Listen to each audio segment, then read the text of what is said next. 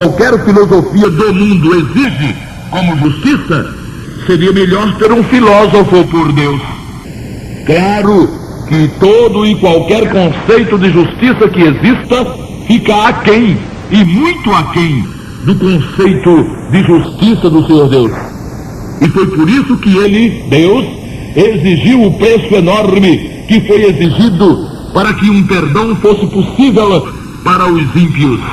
Jesus crucificado, escândalo sim para os judeus, loucura sim para os gregos, para os gentios, para os religiosos, para os não remidos, enfim. Mas Jesus crucificado constituiu-se no poder de Deus e na sabedoria de Deus para anular os efeitos do pecado e da impiedade introduzidos no mundo pelo inimigo. O mistério do perdão do ímpio é efeito, e todo efeito tem que ter sido uma causa. A causa do perdão de Deus, como diz todo o Novo Testamento, foi o sangue de Jesus, ou foi Jesus crucificado. Existia uma situação de completo desespero para o homem. Em sendo pecador, deveria ficar para sempre distante do Criador, pois a santidade do Senhor e a pecaminosidade humana opõem-se e se afastam cada vez mais.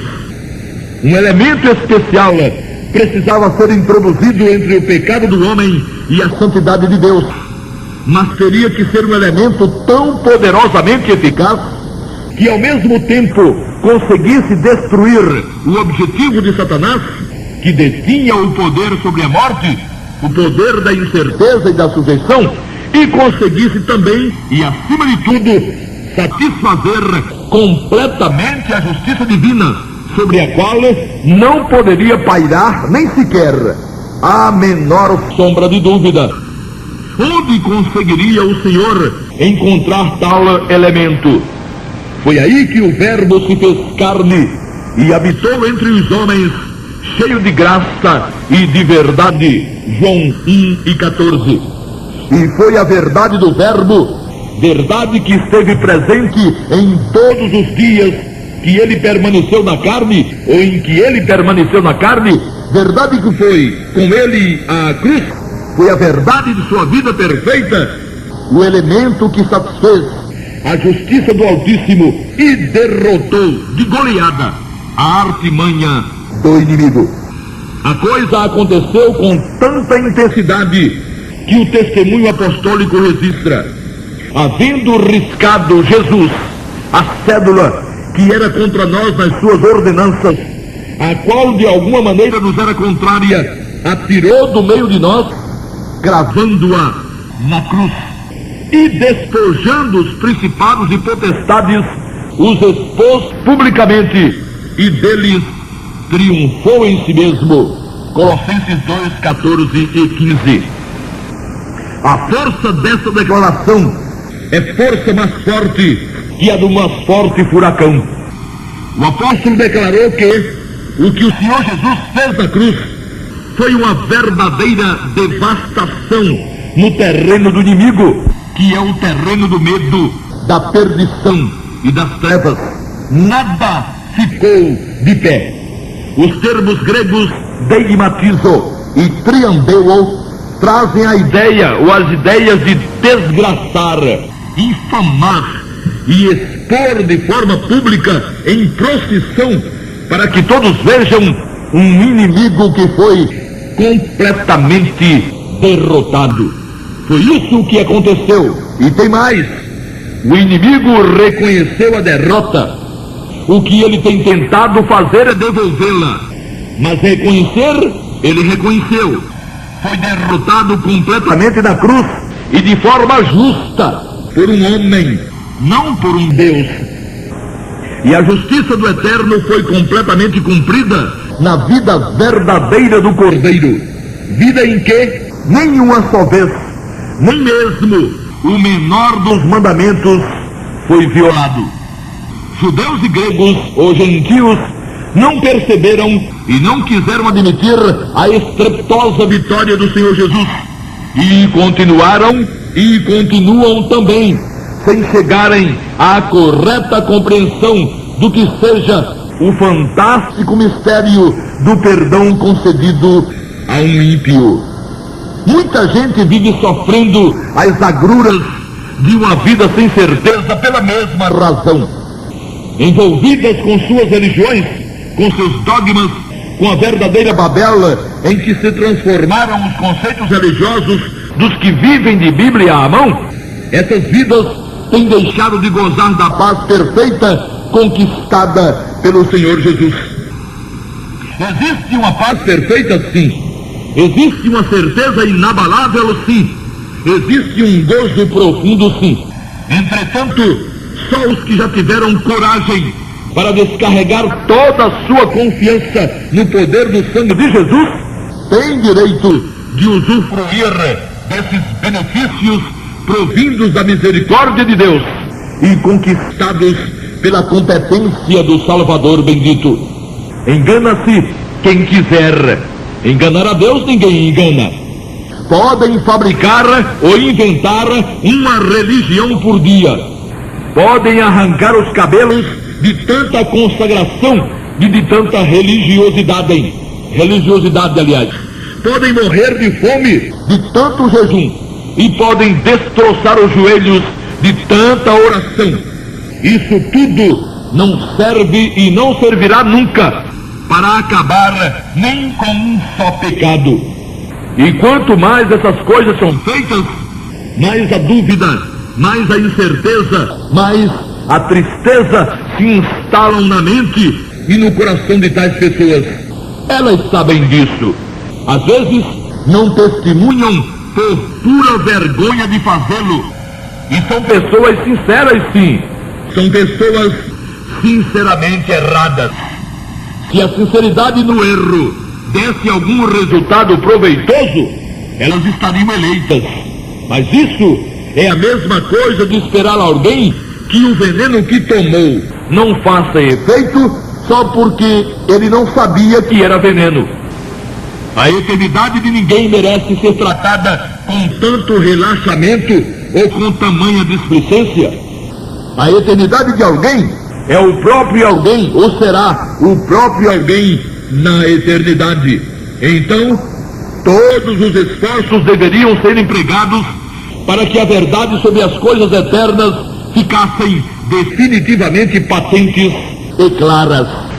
Deus, o Senhor, providenciou para que isso se tornasse possível a quantos procurassem sabê-lo.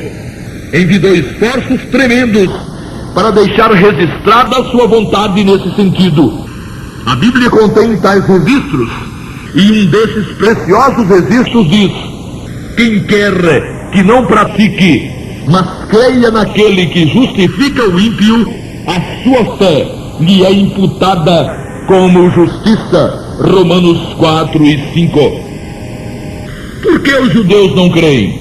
E os gentios, os religiosos, por que não creem? Por que não creem no mistério? O mistério pelo qual o apóstolo Paulo deixou gastar-se. O mistério em favor do qual muitos entregaram com satisfação a vida ao longo dos séculos, tornando-se mártires. Que querem mais os homens? Que Deus os justifique por darem uma banana de esmola? Por passarem um dia sem trabalhar? Por ficarem horas de joelho orando ou rezando? Por atravessarem dias sem comer? Por pagarem o dízimo? Por dizerem que Deus é bom? Por chamá-lo de Pai? Por apelarem para Maria e para outros nomes? Que querem os homens que Deus faça? Que torne seu reino uma bagunça? Que os receba em sua presença do jeito que são e estão, sem invocar o nome do Salvador? Muitos gostariam que assim fosse.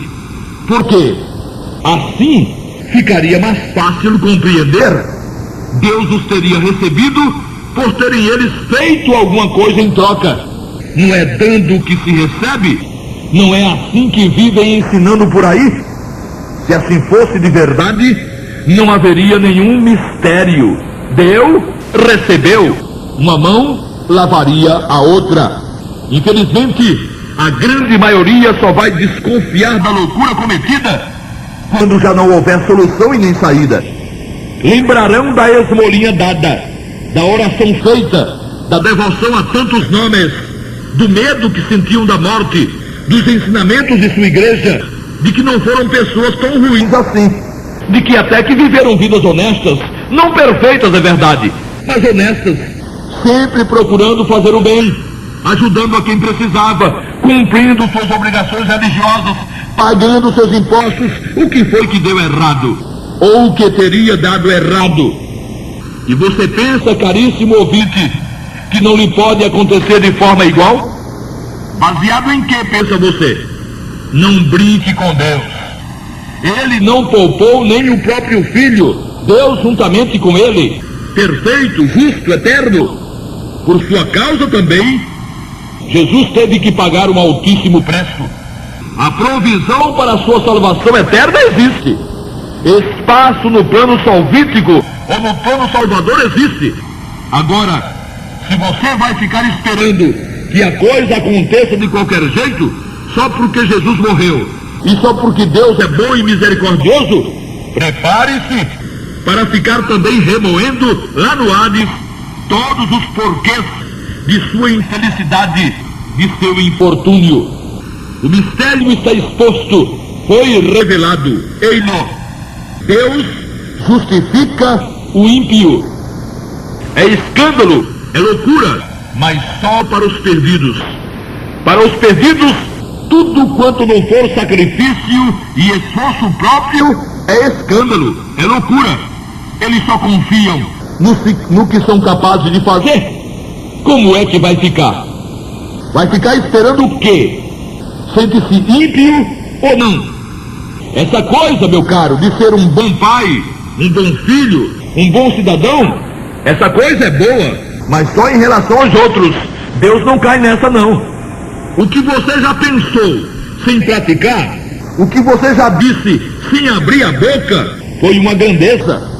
Ninguém viu, ninguém ouviu, é verdade, mas só os que são iguais a você, com as mesmas limitações. Mas e Deus? Existe alguma coisa encoberta para ele? Como se diz no linguajar popular, caia na real. Deus considera como feito ou como feita a coisa apenas pensada ou mentalizada. Faça como o Senhor Deus, eleja Jesus como maior, ponha-o já na sua vida definitivamente e jogue para o alto tudo mais, invocando o nome do Salvador, ajustando-se ao que está escrito.